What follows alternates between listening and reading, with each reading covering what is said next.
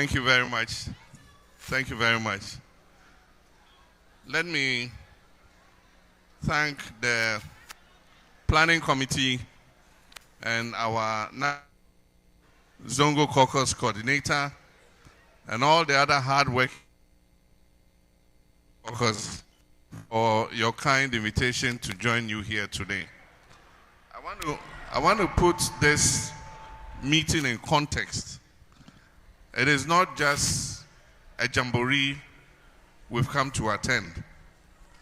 If you look at page 82 of the NDC manifesto for 2020, the manifesto that we titled the People's Manifesto, and I have a copy here.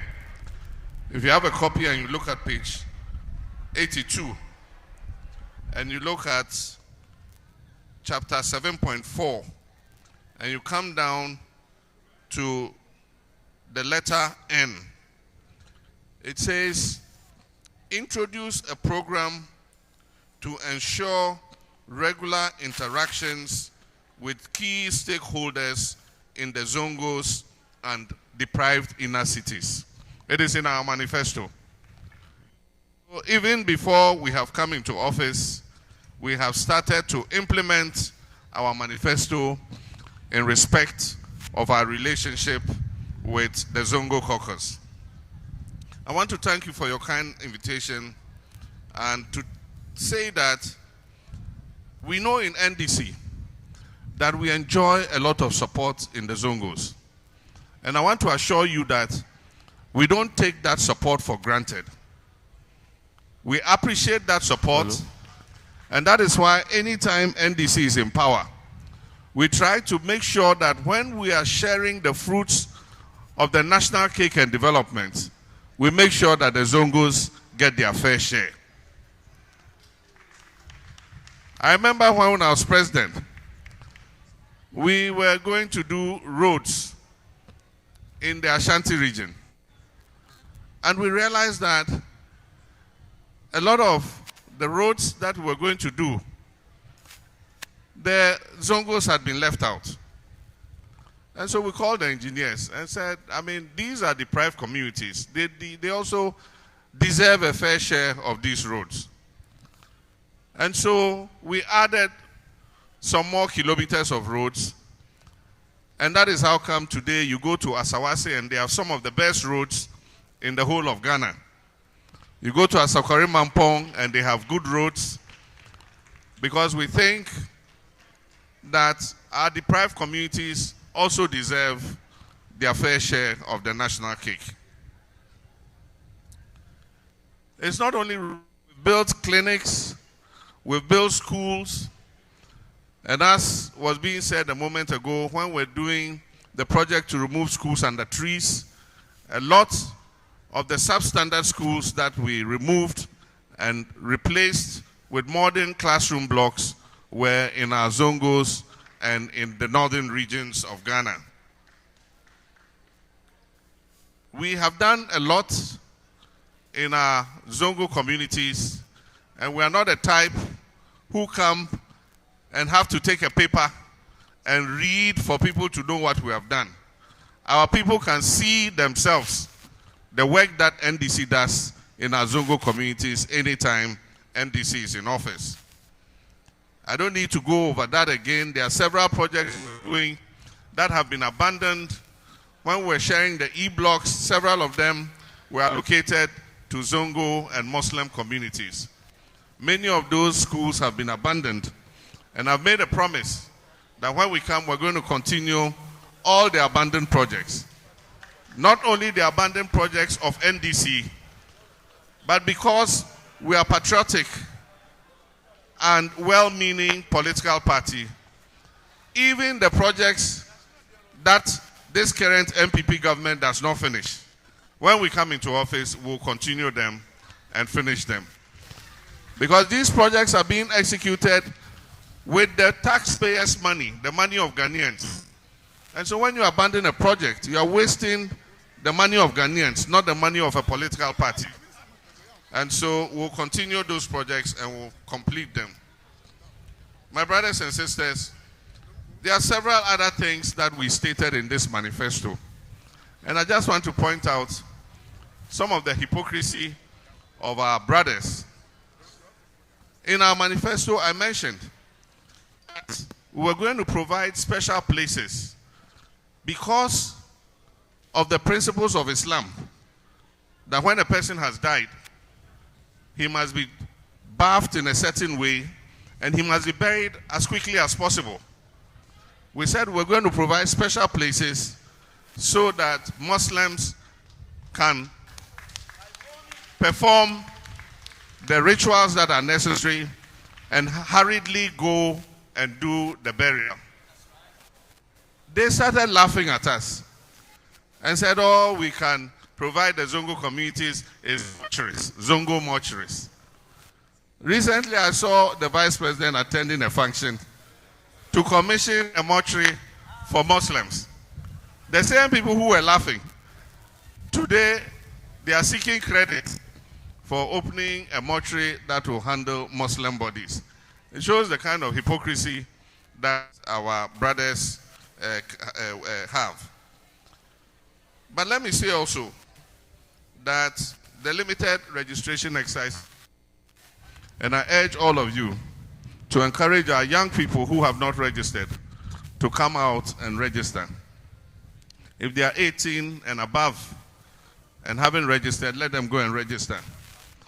And if you have registered but you've lost your voter's ID card, this is the time to replace it. During this period until 2nd October, you can go and replace your ID card. And so let us all come out and register. And I just want to give you a bit of history, because I did history in university. The trans-Saharan trade, that's the trade between the west coast of Africa and North Africa and beyond, started in the 5th century. By the 14th century, there was a big trade taking place between West Africa and the trans-Saharan areas in gold, in cola nuts, in perfumes, and other products. This trade was handled by some of our brethren. The houses, particularly, were based in Salaga. And they used to bring perfumes and other goods from North Africa and come and exchange them with gold and cola nuts and other products from the forest regions. At that time, there was no country called Ghana. The Fulanis used to bring cattle to come and sell. The Zambrames were here. The Gaos were here. The Moshis were here. Everybody was here long before we knew that there will be a country called Ghana in the future. If you look at those who fought in the Second World War, go to Kumasi, there's a memorial there, and read the names of those who died, went and fought and died. You see Alasa Moshi, Bawa Grushi, Salifu Zambrama, you see Busanga, you see all those different northern tribes, Hausas, Yakubu Hausa, they all went and fought in the Second World War. In the second, there was no country, Ghana. And so today, when we have a country called Ghana, all of us make up that country. Ghana is a country united in diversity, because it is the various ethnic groupings that make Ghana strong. And that is why when we come to registration, mention your name and say, who are you? You say, I'm a Fulani. You say, oh, you are not a Ghanaian, we're challenging you. You say, so I'm a Hausa, you are from northern Nigeria. Everybody this came from somewhere. We all migrated and came. And in the 9th of 6th March, 1957, when Kwame Nkrumah made the declaration He said everybody within the borders of Ghana at 12 o'clock on 6th March is a Ghanaian. And so we must take note of this history and realize that all of us are Ghanaians and that we have equal rights to be recognized as Ghanaians. And so when we're going to do our national identification card, our voters card, it should not say because I'm a Gonja, I'm not a Ghanaian. I'm a Hausa, I'm not a Ghanaian. Our great-great-great-grandfathers came into this land long we ever knew that there will be a country called Ghana. And so we must insist on our rights. We're all Ghanaians. We are united in diversity. And it is our diversity and our culture that makes our nation strong. And so let us all take note of that. We are hoping and wishing by the grace of Allah, and I can see the sign that inshallah, 7th January 2025, NDC will form the next government. And if we form the next government, I know that there are a lot of things that our Zongos are interested in. And I can assure you that you will not be left behind. We will work on all the matters of concern to you. All the things that we mentioned in our manifesto, we will work on them to make sure that they come to fruition. Today, most of our fathers and mothers cannot fulfill the fifth pillar of Islam. That is, visit Mecca in your lifetime. Because it has become too expensive to do so. NDC used to make sure that the Hajj was affordable so that as many people could perform the Hajj as possible.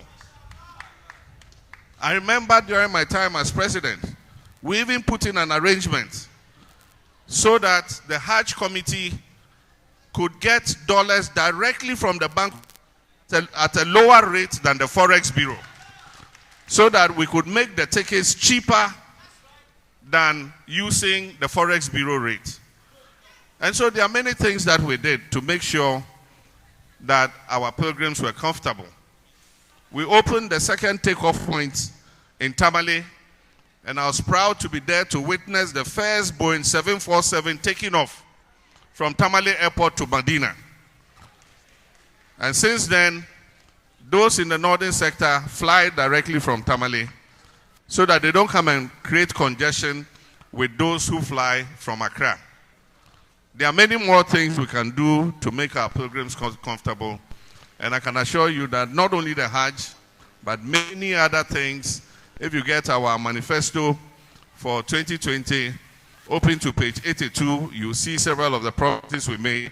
We're working on the new manifesto, and we're going to be in consultation with you to capture as much of the concerns that you have, so that when NDC comes, NDC, which is your government, when it comes, it will make sure that we work in order to include our citizens of the Zongos in the national cake and make sure that they get their fair share.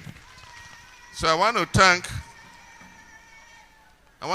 the organizers for doing a very good job, and to say that this is not going to be the first and it's not going to be the last.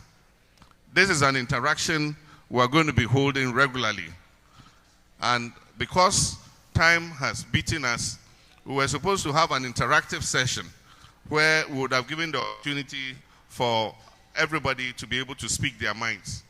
Unfortunately, because of time, we are not able to do so. But I can assure you that at the next stakeholders conference, we will have the opportunity to interact. And I can assure you, inshallah, when I become president, I will come to this stakeholders conference.